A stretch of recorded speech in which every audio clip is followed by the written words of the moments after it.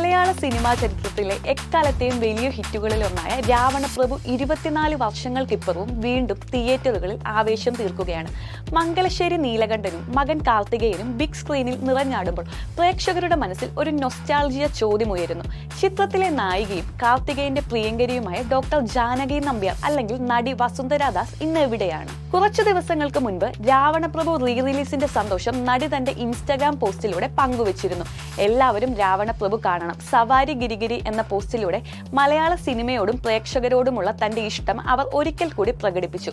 എന്നാൽ മലയാളികൾക്ക് ജാനകിയായി ഏറെ പരിചിതയാണെങ്കിലും ഒരു അഭിനേത്രി എന്ന നിലയിൽ വസുന്ധരാദാസിന്റെ കഥാപാത്രങ്ങൾ പരിമിതമായിരുന്നു. 1999 കമൽഹാസനൊപ്പമുള്ള ഹേ റാം എന്ന ചിത്രത്തിലൂടെയായിരുന്നു സിനിമയിലേക്കുള്ള നടിയുടെ രംഗപ്രവേശനം. പിന്നീട് 2001 രാവണപ്രഭുവിൽ മോഹൻലാലിന്റെ നായികയായി തിളങ്ങി. 2004 മമ്മൂട്ടിയുടെ നായികയായി വജ്രം എന്ന ചിത്രത്തിലൂടെ വീണ്ടും മലയാളത്തിലെത്തി. അഭിനയം താൻ അവിചാരിതമായി തിരഞ്ഞെടുത്ത പാതയായിരുന്നുവെന്ന് വസുന്ധര പല അഭിമുഖങ്ങളിലും വെളിപ്പെടുത്തിയിട്ടുണ്ട്. ഒരുപിടി മികച്ച കഥാപാത്രങ്ങളിലൂടെ ശ്രദ്ധ നേടിയതിനു ശേഷം സംഗീതത്തോടുള്ള അടങ്ങാത്ത അഭിനിവേശത്താൽ പെട്ടെന്നൊരു നാളാണ് അവർ അഭിനയത്തിൽ നിന്ന് പൂർണ്ണമായും പിൻവാങ്ങിയത്. അഭിനയത്തിൽ നിന്ന് അകന്നു നിന്ന വസുന്ധര സംഗീത ലോകത്ത് തന്റേതായ ഒരിടം കണ്ടെത്തി.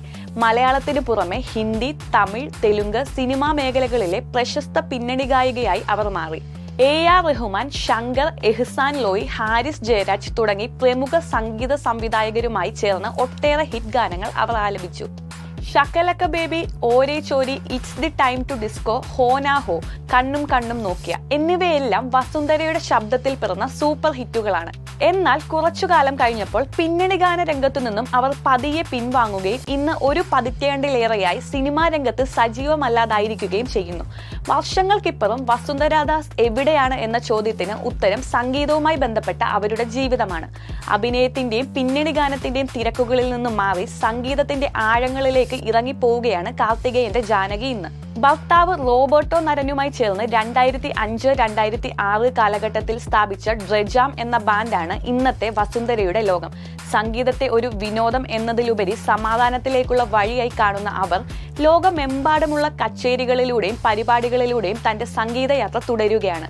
സംഗീതത്തിൽ പുതിയ പര്യവേക്ഷണങ്ങൾ നടത്താൻ ഇന്ന് തനിക്ക് ധാരാളം സമയമുണ്ടെന്നും അത് എന്നും താൻ ആഗ്രഹിച്ചിരുന്ന കാര്യമാണെന്നും വസുന്ധര അടുത്തിടെ നൽകിയ ഒരു അഭിമുഖത്തിൽ വ്യക്തമാക്കിയിരുന്നു.